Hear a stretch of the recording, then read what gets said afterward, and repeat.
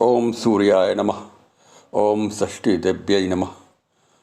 सूर्य, उषा, प्रत्युषा की पूजा का इकलौता त्यौहार कार्तिक महीने के छठवें दिन छठ पर्व मनाया जाता है।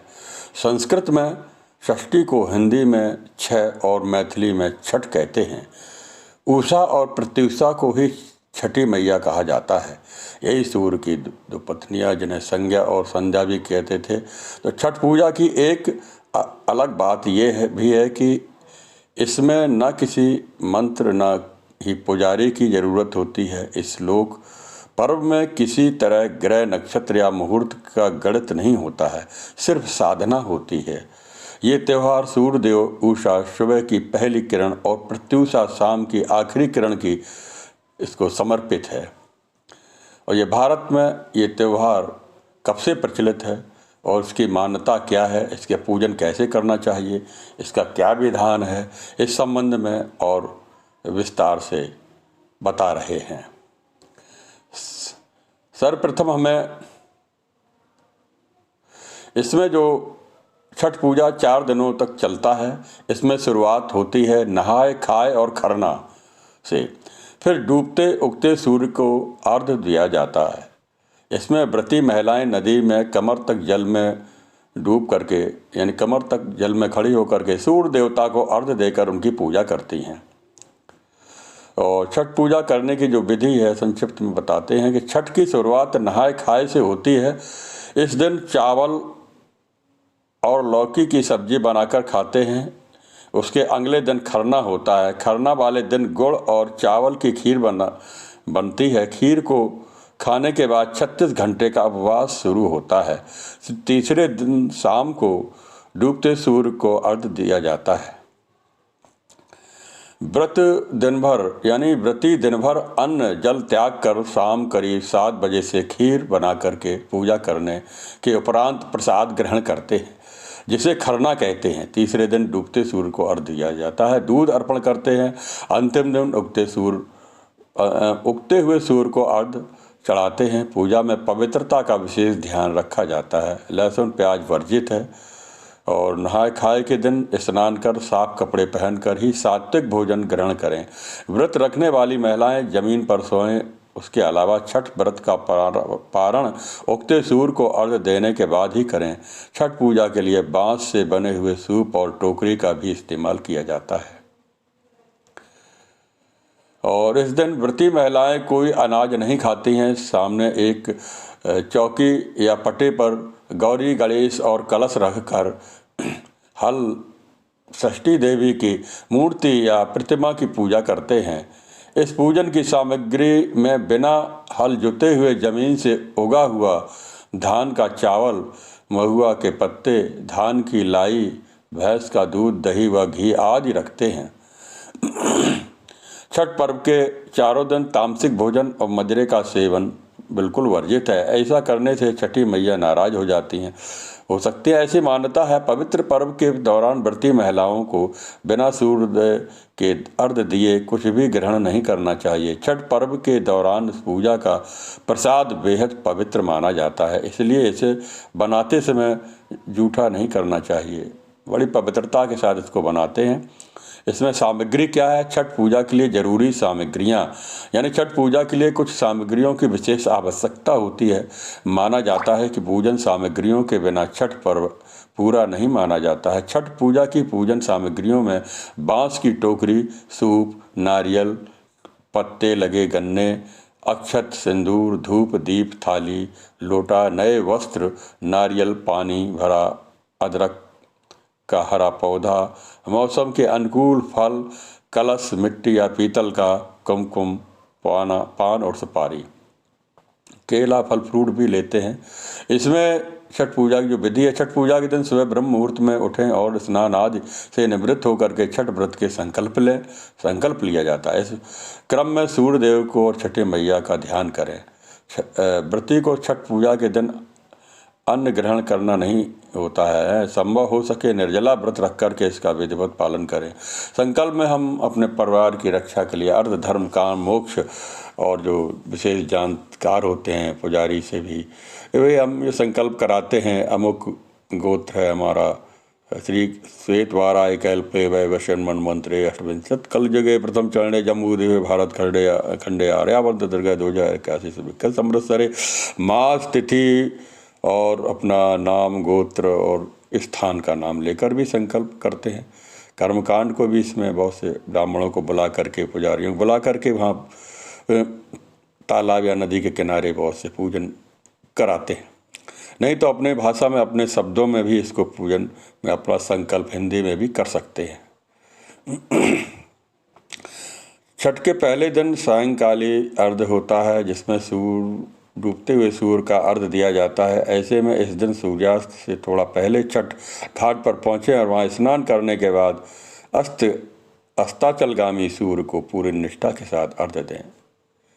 और इससे पूर्व हम जाते हैं कि नहाए खाए खरना और सुबह का अर्घ पहले करते हैं, शाम को ये करते हैं।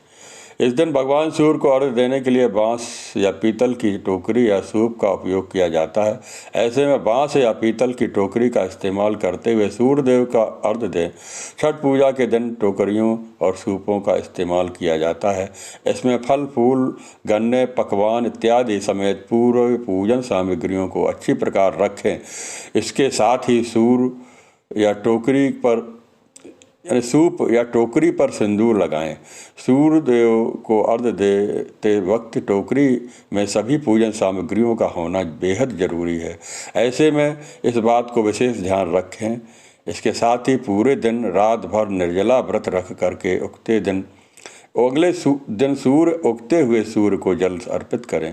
सूर्य देव को अर्घ निवेदित करने के साथ ही मन उनसे अपनी मनोकामना कहें। इस दिन छठ पूजा के दिन दौर क्या किया जाता है। छठ पूजा के पहले दिन नहाए खाए होता है। इस दिन व्रती स्नान ध्यान करने के बाद कद्दू भात का सेवन करते हैं। छठी व्रती को नहाए खाए के दिन शुद्ध और सात्विक भोजन ग्रहण करना होता है। इसके साथ ही उस दिन जब छठ व्रती भोजन कर लेती हैं तभी घर के अन्य सदस्य भोजन करते हैं। ये भी नियम है। इस साल जो छठ पूजा नहाए खाए जो पर्व आ रहा है, उस दिन छठ को यानी कार्तिक छठ तिथि को पूजा के खरना करते हैं। दूसरे दिन उस दिन व्रती महिलाएं स्नान के बाद चावल गुड़ का खीर बना करके खरना माता को अर्पित करती हैं। शाम को पूजा के बाद घर सभी सदस्य पहले खरना प्रसाद ग्रहण करते हैं, फिर भोजन करते हैं। खरना प्रसाद को बेहद शुभ माना जाता है। भगवान राम और माता सीता ने भी की थी छठ पूजा। इसमें बहुत सी पौराणिक कथाएं प्रचलित हैं। रामचरितमानस में भी और हमारे वाल्मीकि रामायण में भी कथाएं आती हैं कि उसमें रावण का वध करने के बाद, राक्षसों का वध करने के बाद श्री राम जी जब अयोध्या लौट कर आए थे तो दीपावली के दिन उनका स्वागत किया गया था। दीप जला करके दीपावली उत्सव मनाया गया था। उसी समय अयोध्या में श्री राम अयोध्या लौटने के बाद उन्होंने माता सीता ने उसी समय सूर्य देव की पूजा की थी और सूर्य देव को अर्घ ये पूजन संकल्प के साथ ये छठ माता का व्रत किया था। इससे उनके परिवार में जो भी हत्या का जो भी दोष माना जाता है, ब्रह्म हत्या से भी छुटकारा मिलता है। पति और पुत्रों की दीर्घ आयु होती है। ये कथा प्रचलित है। द्रौपदी ने भी की थी छठ पूजा। महाभारत काल के समय भी जब पांडवों ने अपना राजपाट जुए में गंवा बैठे थे और वनवास को गए थे, तो वनवास में कष्टों को झेलते हुए उन्होंने वहाँ पर तपस्या की, ब्रह्मास्त्र हासिल किया, साधनाएं की और देवताओं से वरदान प्राप्त किया।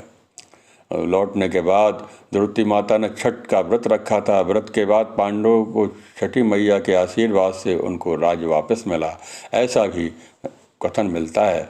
राजा प्रियव्रत की भी कहानी है। एक कथा के मुताबिक राजा प्रियव्रत के कोई संतान नहीं थी, तब उन्होंने महर्षि कश्यप से सलाह ली और उन्होंने पुत्रेष्टि यज्ञ करने की सलाह दी। यज्ञ के बाद राजा प्रियव्रत की पत्नी गर्भवती हुई। जब राजा प्रियव्रत की पत्नी गर्भवती हुई उस समय यज्ञ तो करते ही थे और लेकिन पैदा हुआ बच्चा मृत था। इस दुख में दुखी होकर के प्रियव्रत ने अपना प्राण त्यागने का फैसला किया कि मैंने इतना बड़ा अनुष्ठान किया, यज्ञ किया, लेकिन मुझे जो पुत्र प्राप्त हुआ है वो मृत है। तो उसी समय एक देवी प्रकट हुई और उन्होंने राजा को छठ पूजा करने की सलाह दी। राजा ने देवी की सलाह से मान करके छठ की पूजा की, उन्हें पुत्र रत्न की प्राप्ति और दीर्घजीवी पुत्र का वरदान दिया। यानी कि जो भी व्रत उपवास हम करते हैं उसमें मुख्य उद्देश्य हमारा प्रायश्चित है, हमारे पूर्व जन्मकृत प्रारब्ध होता है, हमारे क्रियमाण और संचित कर्म होते हैं, कई जन्मों के हमारे जो पाप होते हैं वो तपस्या के द्वारा, साधना के द्वारा, आराधना के द्वारा हम उन पापों से मुक्त हो जाते हैं। एक प्रायश्चित हो जाता है व्रत रहने से। छठ व्रत के संबंध में अनेक कथाएं प्रचलित है। उसमें से एक कथा के अनुसार जब पांडव अपना सारा राजपाट हार चुके थे तो कृष्ण द्वारा बताए जाने पर द्रौपदी ने छठ का व्रत रखा था, उनकी मनोकामनाएं पूरी हुई। ये पूर्व में श्रवण कर चुके हैं। और अब ये कथा आती है छठ माता कौन सी देवी हैं। पौराणिक कथाओं के मुताबिक छठ मैया ब्रह्मा की मानस पुत्री हैं, भगवान सूर्य की बहन हैं और षष्ठी देवी यानी छठ मैया संतान प्राप्त की देवी हैं और शरीर के मालिक भगवान सूर्य हैं। आत्मा सूर्य कहा गया है और माना जाता है कि ब्रह्मा जी ने सृष्टि की रचना करते हुए खुद को दो भागों में विभाजित किया, एक भाग पुरुष, दूसरा भाग प्रकृति के रूप में जन्म हुआ।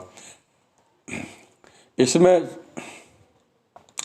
जो छठ महापर्व में बेहद खास माना जाता है क्योंकि एकमात्र ऐसी पूजा जिसमें ढलते सूरज को अर्घ दिया जाता है, यही एक तिथि है। जो भी छठ पर्व में ढलते सूर्य और उगते सूर्य को अर्घ देता है उनके जीवन में आने वाले सभी तरह के शारीरिक कष्ट समाप्त हो जाते हैं और निसंतान महिलाओं को संतान की प्राप्त होती है। छठ महापर्व में इन देवी देवताओं की होती है पूजा। छठ महापर्व में माता षष्ठी यानी छठ मैया की भगवान सूर्य की पूजा आराधना प्रमुखता से होती है और इसमें छठ मैया की जो सवारी होती है वो बिल्ली बताई गई है। बिल्ली को छठ मैया की सवारी बताया जाता है, इसलिए कुत्ता बिल्ली आदि जानवरों को हम उसको आहार भी खिलाते हैं, भोजन भी कराते हैं। पौराणिक कथाओं के मुताबिक छठ मैया ब्रह्मा जी की मानस पुत्री थी, भगवान सूर्य की बहन भी माना जाता है। षष्ठी देवी यानी छठ मैया संतान प्राप्ति की देवी मानी जाती हैं और शरीर के मालिक सूर्य हैं। माना जाता है ब्रह्मा जी ने सृष्टि की रचना करते हुए खुद को दो भागों में विभाजित किया था। ये पूर्व में बताई हुई कथाएं कई ग्रंथों में प्रचलित हैं। छठ महापर्व में माता षष्ठी छठ मैया भगवान सूर्य की पूजा आराधना की जाती। पौराणिक कथाओं में मुताबिक यही वर्णन सब जगह मिलता है। अब यहाँ पर बहुत सी कथाएं जो हमारे लोक मान्यता के अनुसार प्रचलित हैं। हमें कोई भी व्रत उपवास हम जब करते हैं तो उसमें सर्वप्रथम श्री गणेश जी का हम स्मरण करते हैं, गुरु का स्मरण करते हैं, सभी देवताओं को हम अपने इष्ट देव का स्मरण करते हैं, सभी देवताओं का स्मरण करते हैं और गुरु के बताए हुए मार्ग पर चलते हुए हम अपने सूर्य भगवान और षष्ठी देवी का इनका पूजन और इनका अर्घ देते हैं। यही प्रमुखता इस व्रत में है। और इसमें और भी कथा जो प्रचलित है तो उसको भी कथा के अनुसार बता रहे हैं। कार्तिक मास की शुक्ल पक्ष षष्ठी को यह व्रत मनाया जाता है। इस दिन सूर्य देवता की पूजा विशेष महत्व है। इसे करने वाली स्त्रियां धन धान्य पति पुत्र तथा सुख समृद्धि से परिपूर्ण तथा संतुष्ट रहती हैं। चर्म रोग आँखों की बीमारियों से छुटकारा मिलता है, यानी बीमारियों से भी छुटकारा इस व्रत से मिलता है। पूजन तथा अर्घ दान देते समय सूर्य किरण अवश्य देखना चाहिए, इसमें ये महत्व है। यानी जब हम जल देते हैं तो अपने जल देते समय सूर्य का जो किरण है हमारे शरीर में पड़े और उसके बीच में जल की धार छोड़ें, यानी उसके बीच में सूर्य की किरण हमारे शरीर में पड़ती है तो हम निरोग व स्वस्थ होते हैं, बीमारियां नष्ट होती हैं। पूजन विधि में फल पकवान मिष्ठान आदि का महत्व तो है ही। प्राचीन समय में एक कथा इसमें भी हम सुनाने जा रहे हैं। प्राचीन समय बिंदुसार तीर्थ में महिपाल नाम का एक वणिक रहता था। वह धर्म कर्म तथा देवता विरोधी था। एक बार उसने सूर्य भगवान की प्रतिमा के सामने होकर के मलमूत्र त्याग दिया, जिसके परिणाम स्वरूप उसकी दोनों आँखें जाती रहीं। एक दिन अपने आतताई जीवन में ऊब कर गंगा जी में कूद कर प्राण देने का निश्चय के लिए चल पड़ा। रास्ते में उसे ऋषि राज नारद जी मिले और पूछा, कहिए सेठ जी, कहाँ जल्दी जल्दी भागे जा रहे हैं? अंधा सेठ रो पड़ा और सांसारिक सुख दुख की प्रताड़ना से प्रताड़ित होकर के प्राण त्यागने का इरादा बतलाया, यानी अपनी आत्महत्या करने का इरादा बताया। तो मुनि को दया आ गई, नारद ऋषि को दया आ गई और गदगद होकर के बोले, हे अज्ञानी, तू प्राण त्याग कर इस प्रकार आत्महत्या मत करो, नहीं तो और नरकों को भोगोगे और आप यहाँ प्रेत बन करके यहाँ भटकोगे। भगवान सूर्य के क्रोध से ही तुम्हें यह दुख भुगतान पड़ रहा है, या तू दुखी आंखें चली गई हैं। तू कार्तिक मास की सूर्य षष्ठी को व्रत रख और सूर्य भगवान को अर्घ्य दे, उनका जल दे, छठी मैया का उनका पूजन करो। तेरा दुख दरिद्र मिट जाएगा, तेरा परिवार सुखी होगा और तू निरोग व स्वस्थ होगा और पुत्र और धन धान से परिपूर्ण होकर के जीवन व्यतीत करे और इस संसार सागर से मुक्ति को प्राप्त करे, स्वर्ग को प्राप्त करे। वणिक ने वैसा ही किया और सुख समृद्ध पूर्ण दिव्य ज्योति वाला हो गया। और यही कारण है कि सूर्य भगवान का जो भी दोष होते हैं, हम सूर्य भगवान के सामने दोष कब लगते हैं? वो जब हम सूर्य के सामने पेशाब करते हैं, खड़े होकर के पेशाब करते हैं या मल त्याग करते हैं, तो भी हमें सूर्य का दोष लगता है। सूर्य हमारी आत्मा कही गई है, सूर्य हमारे प्रत्यक्ष देवता है, नदी सूर्य हमारे प्रत्यक्ष देवता है। इनको हमें हमेशा इनका सम्मान करना चाहिए और हमेशा इन प्रत्यक्ष देवता को हम सूर्य को प्रातः काल जगने के बाद भी ओम सूर्याय नमः, सूर्य गायत्री का या ओम भूर्भुवस्वः तस्य वितुर्वरेण्यं भर्गो देवस्य धीमहि धियो यो न प्रचोदयात्, ब्रह्म गायत्री का भी हम पाठ कर सकते हैं। या अपने इष्ट देवता का ओम नमः शिवाय, ओम नमो भगवते वासुदेवाय, ओम नमो नारायणाय, विभिन्न भगवान के मंत्रों को, ओम दुर्गाय नमः, ओम श्री गणेशाय नमः, जो भी हमें आता है, जो भी नाम सुमरण होता है, उसको भी हम नाम लेते हुए सूर्य को जल अगर हम प्रातःकाल देते हैं तो सूर्य के जो दोष है समाप्त हो जाता है, आत्मा में प्रसन्नता आती है, आत्मा ज्ञान होता है, उसकी जो जीव के जो विभिन्न कर्म भोग फल हैं उनका एक प्रकार से शोधन होता है, प्रायश्चित होता है। हम उस परमात्मा को प्राप्त करने की ओर बढ़ते हैं। यही इस प्रकार से संक्षिप्त में छठी मैया का जो पूजन व्रत विधान आप लोगों को बताया है। ओम नमः शिवाय, ओम नमो भगवते वासुदेवाय। अगर हम इस व्रत में या इस दिन व्रत भी नहीं करते हैं तो भी अपने जीवन में कोई न कोई सूर्य के संबंध में अनुष्ठान अवश्य करना चाहिए। ओम गृहिणी सूर्याय नमः, ओम सूर्याय नमः, ओम सूर्याय नमः, ओम गृहिणी सूर्याय नमः, ओम आदित्याय नमः, यानी सूर्य के 12 मंत्रों का भी जप करते हुए जल का अर्घ्य दें। अगर पुरुष सूर्य देव को प्रातःकाल जल देता है, सूर्य कवच का पाठ करता है, तो वो अकाल मृत्यु से भी उसकी मुक्ति हो जाती है। भगवान सूर्य के आराधना का एक प्रमुख दिन है। सूर्य आराधना का दिन वैसे तो सप्ताह में रविवार का दिन रवि दिवस श्रेष्ठ माना गया है, लेकिन सूर्य षष्ठी का वर्ष में जो दिन आता है उस दिन बहुत ज़्यादा महत्व बढ़ जाता है। हमें अपने जीवन में सूर्य देव को अवश्य प्रणाम करते रहना चाहिए। ये हमारे प्रत्यक्ष देवता हैं, वो जागृत देवता हैं और हमारे सभी कर्मों को, हमारे जो भी अच्छे बुरे कर्म हैं, इनके ये दृष्टा हैं और इनकी किरणों में, इनके प्रकाश की किरणें, इनकी जो प्राण ऊर्जा हमारे शरीर में जो हमें प्राप्त होता है, वो हमारा सूर्य का हमारे ऊपर एक ऋण है। हमारे ग्रंथों में बताया गया है, चक्षु सूर्य हो जाता, श्रोतम द्वायश प्राणस मुखादग्नि जायता, चंद्रमा मनसो जाता, चक्षु सूर्य हो जाता, श्रोतम द्वायश प्राणस मुखादग्नि जायता। यानी वेद मंत्र आता है, चक्षु सूर्य हो जाता। हमें जो भी कुछ दिखाई देता है सूर्य के प्रकाश से ही दिखाई देता है।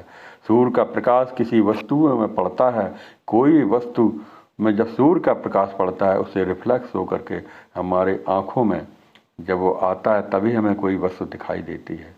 कोई भी पारदर्शी वस्तु हमें नहीं दिखाई देती। सर्वप्रथम सूर्य की किरण उस पर पड़ेगी तभी उसका रिफ्लेक्स हमारी आँखों में आता है, तभी वही वस्तु हमें दिखाई पड़ती है।